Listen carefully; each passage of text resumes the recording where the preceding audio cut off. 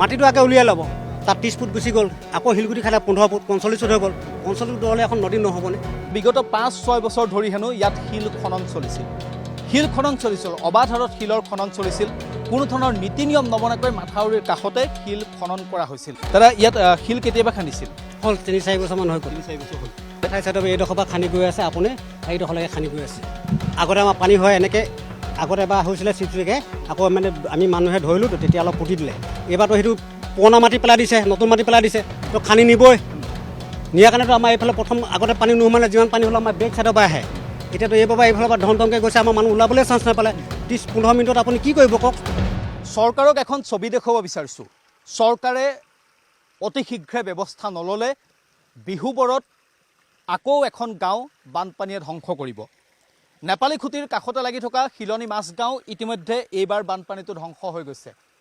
আৰু আকৌ যদি পানী হয়, দিখৌ যদি পানী যদি বাঢ়ে, তেনেহ'লে পুনৰ কিন্তু এই মাছগাঁওখন সম্পূৰ্ণৰূপে উটুৱাই নিব। এই যিখন গাঁও আছে, এইফালে আপুনি কেমেৰাত যিমান দূৰলৈকে কভাৰ কৰে, এইখন গাঁওখন হৈছে মাছগাঁও। এই মাছগাঁওখন সম্পূৰ্ণৰূপে ধ্বংস হৈ যাব। কিয় ধ্বংস হ'ব? ইয়াৰ কেইটামান কাৰণ আছে। কাৰণ হ'ল, আপুনি চাব, কাৰণকেইটা আপুনি চাব লাগিব। কাৰণকেইটা হৈছে যে ইয়াত শিল খনন চলিছিল। এইখন হৈছে দিখৌ নদী, কেমেৰাত প্ৰভাস অলপ দেখুৱাই লওক। এইখন হৈছে দিখৌ নদী, এইখন হৈছে দিখৌ নদী। আৰু আমাৰ কেমেৰা পাৰ্চন প্ৰভাস সিং আছে মাথাউৰিটোৰ ওপৰত। দিখৌ নদীৰ যিটো মাথাউৰি শিলনী মাছগাঁৱৰ, এই মাথাউৰিটোৰ ওপৰত আছে। ডাঙৰ কথাটো হ'ল যে বিগত 5-6 বছৰ ধৰি হেনো ইয়াত শিল খনন চলিছিল। শিল খনন চলিছিল, অবাধ হাৰত শিলৰ খনন চলিছিল। কোনো ধৰণৰ নীতি নিয়ম নবনাকৈ মাথাউৰিৰ কাষতে শিল খনন কৰা হৈছিল, অবাধ হাৰত শিল খনন কৰা হৈছিল। এইসমূহ দেখা পাইছে, এই যিসমূহ পুখুৰী আকাৰত আছে, এই যিসমূহ ডাঙৰ ডাঙৰ পুখুৰী আকাৰত আছে, এইসমূহ হৈছে শিল খন্দা জেগা। ইয়াৰ পৰা শিলবোৰ উলিয়াই লৈ যোৱা হৈছিল। ইয়াৰ পৰা শিলবোৰ উলিয়াই লৈ যোৱাৰ লগে লগে কি হ'ল যে এটা নতুন খুঁটিৰ সৃষ্টি হ'ল। এই খুঁটিটো, এইটো হৈছে খুঁটি। প্ৰায় 25 বিঘামান মাটিত এনেদৰে দিখৌৰ কাষত, মাথাউৰিটোৰ কাষত শিল খনন কৰা হ'ল। আৰু তাৰ পাছত এখন গাঁৱক মৃত্যুমুখলৈ ঠেলি দিয়া হ'ল। আৰু শিল খন্দাৰ লগে লগে এই যিটো খুঁটি, এই খুঁটিটোৰ সৃষ্টি হ'ল। মাথাউৰি ভাগি গ'ল, মাথাউৰি পানীয়ে ভাঙি দিলে, পানীয়ে ভঙাৰ পাছত এই খুঁটিটোৰ সৃষ্টি হ'ল। এতিয়া কথাটো হ'ল, এতিয়া যদি পুনৰ যদি দিখৌ জলপৃষ্ঠ অভাৱনীয় হাৰত বৃদ্ধি পায়, তেনেহ'লে এই মাউত গাঁওখনত অনায়াসে পানী সোমাব। ক'ৰ পৰা পানী সোমাব? সেই দৃশ্যটো আপুনি অনায়াসে বুজিব পাৰিব যে এই যিটো খুঁটি আপুনি দেখা পাইছে, এই যিটো মাথাউৰি ভাঙি যিটো খুঁটি সৃষ্টি কৰিলে, এই যিটো খুঁটি, এই খুঁটিটোৱেদি এইবাৰ পানী সোমাব। এইবাৰ পানী সোমোৱাৰ লগে লগে, এইবাৰ যদিহে পানী সোমায়, এই খুঁটিটোৱেদি যদিহে পানী সোমায়, তেনেহ'লে সম্পূৰ্ণৰূপে এই যিখন মাছগাঁও আছে, এই মাছগাঁওখন কিন্তু সম্পূৰ্ণৰূপে শেষ হৈ যাব।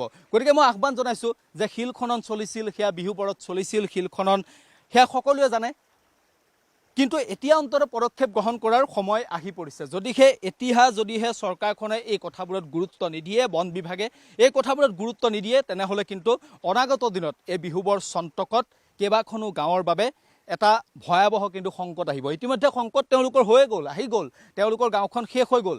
কিন্তু এতিয়া যদিহে এই ব্যৱস্থাবোৰৰ ওপৰত যদিহে গুৰুত্ব নিদিয়ে, শিল খনন কৰি এই যিসমূহ পুখুৰী কৰিলে, পুখুৰী কৰি মাথাউৰিৰ কাষত এটা যেতিয়া খুঁটি কৰি দিলে, খুঁটি কৰি দিয়াৰ লগে লগে এতিয়া দিখৌ নদীৰ পানী এইফালেদি সোমাব, এই খুঁটিয়েদি সোমাব।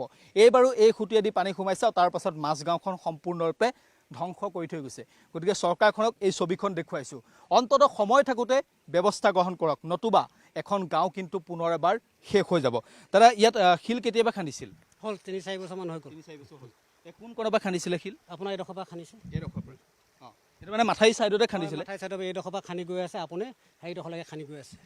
আগতে আমাৰ পানী হয় এনেকৈ, আগতে এবাৰ হৈছিলে চিপচিকে, আকৌ মানে আমি মানুহে ধৰিলোঁ, তেতিয়া অলপ পুতি দিলে। এইবাৰতো সেইটো পুৰণা মাটি পেলাই দিছে, নতুন মাটি পেলাই দিছে, তো খান্দি নিবই। নিয়াৰ কাৰণেতো আমাৰ এইফালে প্ৰথম আগতে পানী নোসোমালে, যিমান পানী হ'লেও আমাৰ বেক চাইডৰ পৰা আহে। এতিয়াতো এইফালৰ পৰা ধমকৈ গৈছে, আমাৰ মানুহ ওলাবলৈ চান্স নাপালে। 30-15 মিনিটত আপুনি কি কৰিব কওক? সেইখন দেখিছে আপোনাৰ মাছগাঁওখন যি হ'ব, সেইবোৰ খৰি যেনেকৈ পৰি আছে। এইটো কিন্তু বন্ধ যেতিয়ালৈকে নকৰিব মাটি খননটো, তেতিয়ালৈকে আমাৰ এই মাছগাঁৱত জীয়াই নাথাকে মানুহ। মানে মাটি খনন নে শিল খনন? শিল খননটো। অঁ, এইটো শিল খনন চলিয়ে থাকে। এইটো যদি আহি যায়, নদীখনে হোৱা মাত্ৰকে আমাৰ মানুহখিনি ৰাতি শুই থাকিব। চেচ কেতিয়া নদী পানী কোনোবা আহে কেনেকৈ গম পাব? আমিতো ইয়াত নাথাকোঁ। নথকা অৱস্থাত আমাৰ ল'ৰা ছোৱালী চব একেলগতে গুচি যাব লাগিব। মানে পানী এবাৰ আপোনালোকে এইফালেদি সোমাই, এইফালে সোমালে, এইবাৰো সোমাইছে। এইবাৰ সোমাই ছেকেণ্ড কোটাত আকৌ আপোনাৰ এইফালে সোমাইছে, আমি মানুহ থাকিবলৈ নাপালোঁ, ফটাফট ওলাই গুচি গ'লোঁ। এনেকুৱা পৰ্যায় আছে। এইটো বন্ধ যেতিয়ালৈকে নকৰিব, আৰু এইবোৰ যেতিয়ালৈকে নহ'ব, তেতিয়ালৈকে আমাৰ মাছগাঁৱত শান্তিকৈ থাকিব নোৱাৰে। শিলটো ইয়াৰ পৰাই খান্দিছিলে ন? 30 ফুট মাটি খান্দে, তাৰপাছত আকৌ 15 ফুট আপোনাৰ শিলগুটি খান্দে, তেতিয়াহ'লে আপোনাৰ 45 ফুট, মামুলি কথা নাই বাৰু। কি খান্দে বুলি ক'লে? মাটিটো আগে উলিয়াই ল'ব, তাত 30 ফুট গুচি গ'ল, আকৌ শিলগুটি খালে 15 ফুট 45 ফুট হৈ গ'ল। 45 ফুট হ'লে এখন নদী নহ'বনে? নদীয়ে কৈ পেলাই আপুনি চাওক, দৃশ্যটো চাওক, সেইবোৰ মাটি কেনেকৈ তুলি থৈছে, কেনেকৈ সমান কৰি পেলালে। মানে কথাটো হৈছে আপুনি দৃশ্যটো চাওক, এইবোৰ হৈছে প্ৰথমতে কি হয়, ইয়াত শিল বিচাৰে যেতিয়া প্ৰথমতে ইয়াত মাটি খান্দে, প্ৰথমতে মাটিটো খান্দে 30 ফুটমান মাটি খান্দে, মাটিটো উলিয়াই তাৰ পাছত তলৰ পৰা শিলবোৰ উলিয়াই। এয়া হৈছে এটা খনন, আৰু এই খননটো কিন্তু অতি বিপদজনক। এই খননটোৱে কি কৰিছে, এই খননটোৱে এই যিখন মাজগাঁও, এই মাজগাঁওখনৰ বাবে অশনি সংকেত নমাই আনিছে। ইতিমধ্যে অশনি সংকেত হ'লেই তেওঁলোকৰ গাঁওখন এইবাৰে ধ্বংস হৈ গৈছে। প্ৰায় 15-16টা ঘৰ সম্পূৰ্ণৰূপে বিধ্বস্ত হৈ গৈছে, সম্পূৰ্ণৰূপে ধ্বংস হৈ গৈছে।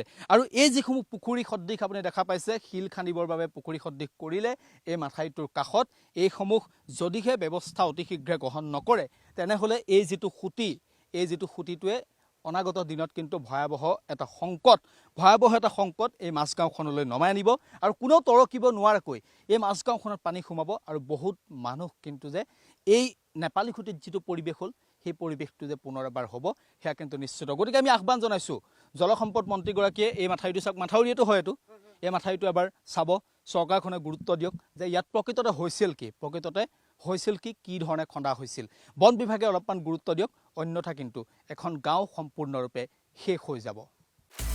আপুনি বিচৰা বাতৰি পাব কেৱল নিউজ 18 এপত। নিউজ 18 এপ ডাউনলোড কৰিবলৈ স্কেন কৰক এই QR কোড। গুগল প্লে ষ্টৰতো পাব এই নিউজ 18 এপ।